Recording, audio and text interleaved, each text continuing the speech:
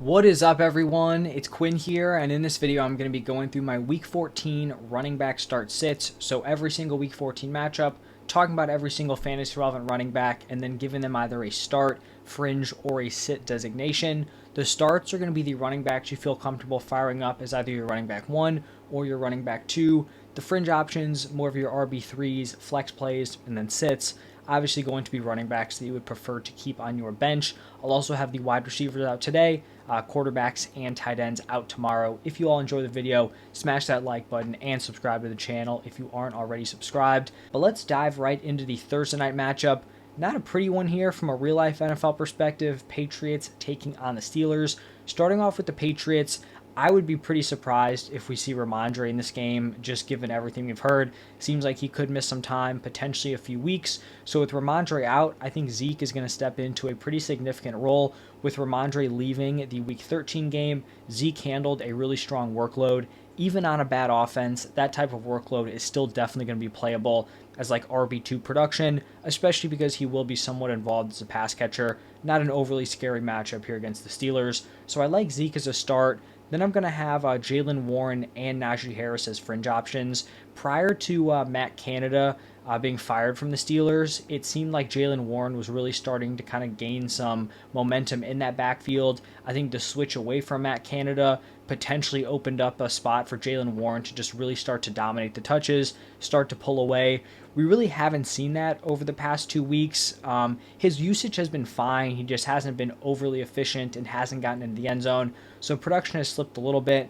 Najee's been kind of what we've seen. When he scores, he's solid. When he doesn't get into the end zone, the production's typically not great. This really isn't a nice matchup here against the Patriots. Their defense has been really tough over the past few weeks. So I feel like Warren and Najee are both going to be like running back 3 plays. So they're both going to be fringe options.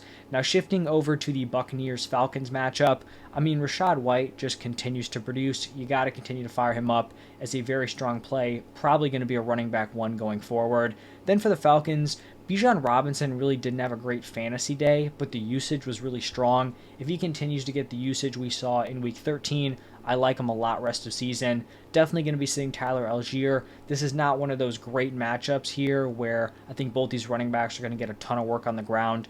Bucs have been tough against opposing running backs, so Tyler Algier is going to be a sit for me. Looking at the Rams taking on the Ravens, Kyren Williams was back to his pre-injury workload, dominating the touches, dominating the usage. Great work as a pass catcher. He gets the touchdown late in the game. You got to fire him up as a running back 1 rest of season. And then for the Ravens here, I think this backfield is going to be one of the more interesting ones to watch this week. I have both Keaton Mitchell and Gus Edwards as fringe options. So the Ravens are coming off their Week 13 bye. But in the Week 12 game, we actually saw Keaton Mitchell lead this team or lead the backfield in snaps, routes run, carries, and targets out of the backfield. So you would assume he's the running back 1, the top option.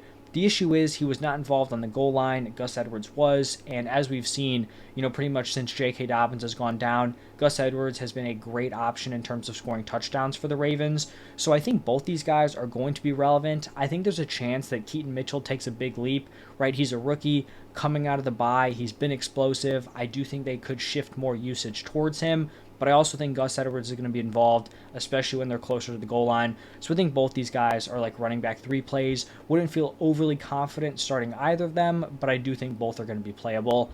Then we're going to have a divisional matchup between the Lions and the Bears. Kind of 2 different stories here with these backfields. Both have committees, but one you want to be a part of, one you don't. For the Lions, I like Jahmyr Gibbs and David Montgomery in this matchup. In the Week 13 game, this was the more kind of pro David Montgomery game. He gets into the end zone. Jahmyr Gibbs rips like a super long run, gets tackled at the 1-yard line. Then they throw in Montgomery for that goal line touchdown. Gibbs didn't have a huge day as a pass catcher, was, pretty much a non-factor there. So that kind of led to a little bit of a disappointing day from him. But I think both these guys are going to be nice plays as probably running back 1s this week. And then for the Bears, like I mentioned, this is probably going to be a committee. We saw a pretty decent split between Khalil Herbert and Roschon Johnson in the Week 12 game prior to the Week 13 bye. And that was a game where D'Onta Foreman missed. I'd assume Foreman would be back for this one. It seemed like it was somewhat up in the air whether or not he'd play in Week 12. And so I think this is going to be a very gross 3-headed committee. Even though the Lions defense has been giving up some points, a lot of it has been through the air. They've been pretty tough at stopping opposing fantasy running backs. So not a great matchup. Game script probably isn't going to be in their favor, and a three-headed committee just going to be out on these Bears running backs this week. Now looking at the next matchup, we have the Colts taking on the Bengals. And for the Colts, as we know, Jonathan Taylor going to be missing some time.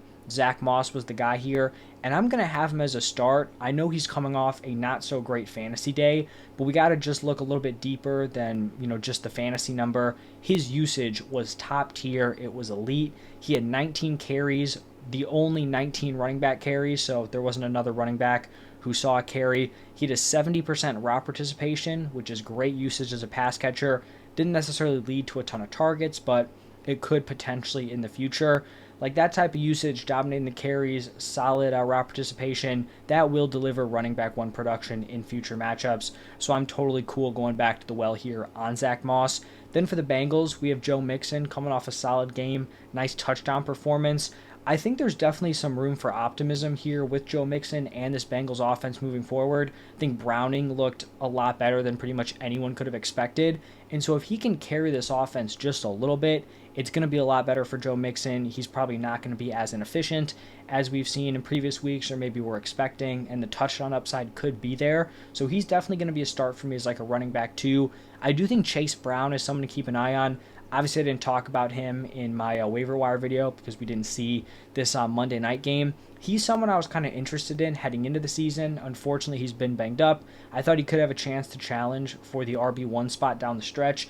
I don't think that's necessarily going to happen, but he did see some nice usage in the Monday night game. He was also efficient with his opportunities. Joe Mixon hasn't been a super efficient option, so I think Chase Brown could carve out some work, and if Mixon were to go down, then I think Chase Brown does become an interesting fantasy option as like a potential Joe Mixon handcuff. So moving on from that one, we're going to have the Jaguars, who we just saw go up against the Bengals, taking on the Browns. Jaguars could be in a rough spot with no Trevor Lawrence, but I still think you fire up Travis Etienne. Had a nice bounce-back game here in Week 13 after kind of a rough stretch post-bye. Then for the Browns, I have Jerome Ford as a start, Kareem Hunt as a sit. Ford definitely hasn't been like a super high ceiling option, but he's been pretty wildly consistent at the running back position. 11 plus PPR points in each of the last 5 games. I actually think he had like 11.9 points in 3 straight weeks. I think it was like week 10, 11, and 12. He also has 11 plus PPR points in 7 of his last 8 games. So he's not hitting those peak performances, but he's given you a pretty solid baseline. He'll probably slide in as like a back-end RB2 for me this week. The carries will be split with Kareem Hunt and potentially Pierre Strong, but he's definitely their clear top pass-catching back there for that Browns committee. And then looking at the Panthers Saints divisional matchup here, starting off with the Panthers, with the coaching shakeup, it definitely looks like the Panthers shifted more of the work over to Chuba Hubbard. He saw a 65% snap share. He took 24 of the 33 running back carries. I mean, 24 carries in a game is significant, and it's not like they were like running the clock out, leading this game. This was a pretty competitive game script between them and the Buccaneers. He also ran the same number of routes as Miles Sanders, so it's not like he's completely phased out as a pass catcher. Not a great matchup here against the Saints, but the Saints team is kind of struggling. I wouldn't be surprised if this game was somewhat competitive. So I have Chuba Hubbard here as a start, more of like a back-end RB2 play. And then I'm definitely going to be sitting Miles Sanders. On the other side for the Saints, definitely keep firing up Alvin Kamara. He's going to be super involved as a pass catcher and is probably going to be a running back one option moving forward. Then looking at the Texans Jets matchup, for the Texans here, I'm actually going to be sitting both Devin Singletary and Dameon Pierce. It seems like this backfield has kind of regressed back to the gross committee we were kind of looking at prior to the Dameon Pierce injury. I do think it's a little bit surprising because Singletary played really well with Dameon Pierce out, and Pierce really wasn't doing a ton prior to his injury, but in Week 13, we saw Dameon Pierce out-carry Devin Singletary 15-8. Singletary ran 14 routes compared to 8 for Dameon Pierce and Dare Ungumbawale. Always struggle with that name, but it's also not great that like Singletary isn't running away with the receiving usage either, and Pierce's 8 routes isn't doing a ton.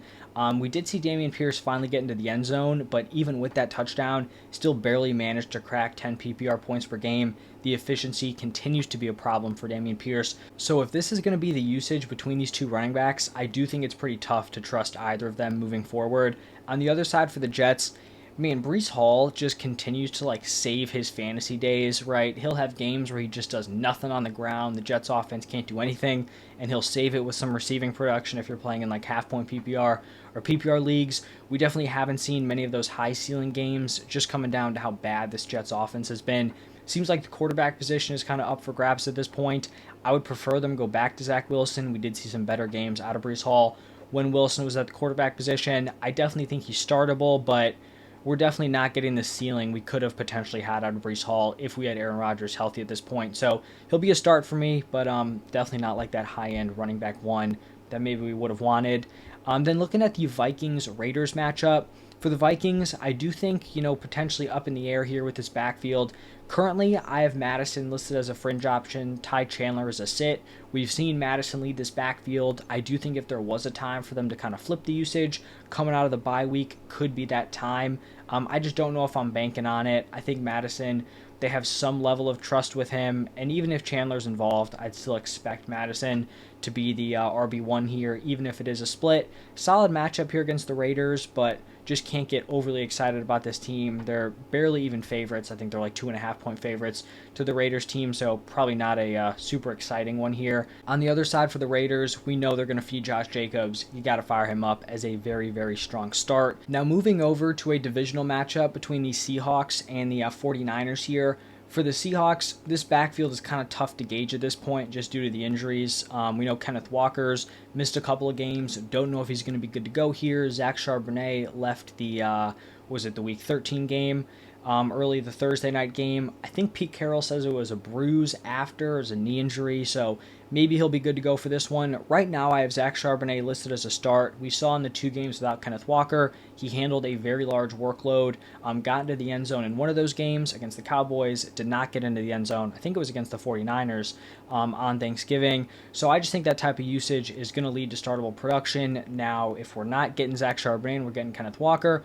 I like Kenneth Walker as a start. If we're not getting either of them, I'm probably fading this running back room. Maybe you give DJ Dallas a look as like a fringe play, but it wouldn't be pretty. And then if we're getting both of these guys, I think at best they're fringe options. I think this is going to be a split and a split on an offense that might struggle in a really tough matchup. Not super optimistic about it. So we'll kind of see how this backfield progresses throughout the week. Tough to tell at this point just with those injuries to those guys. Then for the 49ers, clearest call in this video. You fire up Christian McCaffrey as the running back one every single week. Next is going to be the Bills taking on the Chiefs. For the Bills, I think James Cook is solid as like a back-end running back 2 play. The one main positive change we've seen since the switch up from the offensive coordinator spot is that James Cook has been more involved as a pass catcher, I think in the 2 games since that move. So I think that gives him a little bit of an added floor. Also some potential ceiling there, so I like him as a start. Going to be sitting the RB2 there, Latavius Murray. Then looking at the Chiefs, I like Isaiah Pacheco as a start. They're clear running back 1. Wouldn't be too interested in any of the other running backs there for the Chiefs. Then looking at the Broncos taking on the Chargers. For the Broncos, Javonte Williams has had strong usage. I like the matchup here against the Chargers, so I think he's a nice running back 2 play. Going to be sitting his kind of backup options, Samaje Perine and Jaleel McLaughlin. Then looking at the Chargers here, I have Austin Eckler listed as a start, but it does unfortunately kind of look like we're watching the start of the fall off here for Austin Eckler. He hasn't hit double-digit PPR points in any of the last 3 games. The receiving usage on the season has been pretty disappointing. I still think he's a startable option, like I mentioned, but it's definitely possible he falls out of like my RB1 territory, my top 12 running backs.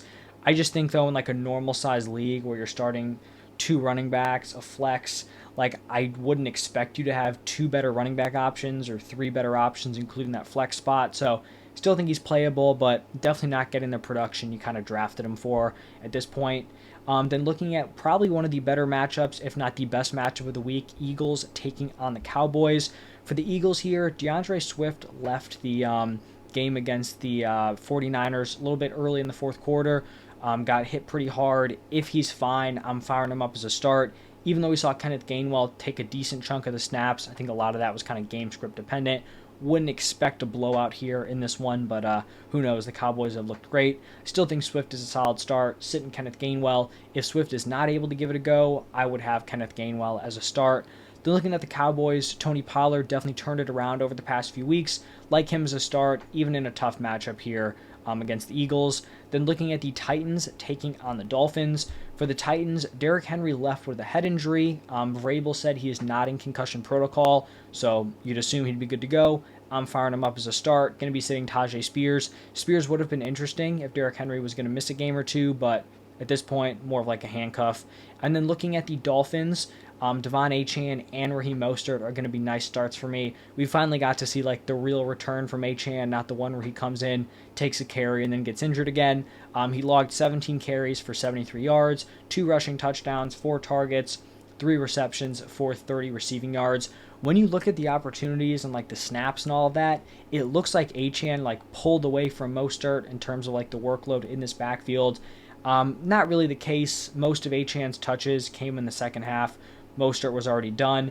I still expect a solid split between these two moving forward. Even when Achane was killing it early on, it was still a very locked-in split. I think that's what we're going to get moving forward, but I still think they're both nice fantasy plays. And then the final game of the week, we have the Packers taking on the Giants. For the Packers, we don't know what the Aaron Jones situation is. This is going to be assuming he's not able to play. A.J. Dillon has handled a solid workload in the matchups without Aaron Jones, so I think he's a fine start as a running back too. And then for the Giants, obviously you're firing up Saquon Barkley, even if this offense is struggling a little bit. So that's going to wrap it up for every single Week 14 running back matchup. Hopefully this helps you guys kind of figure out your running back position. I will have my rankings out in a couple of days for the running back and wide receivers. Thank you all for stopping by. I will see you in the next one.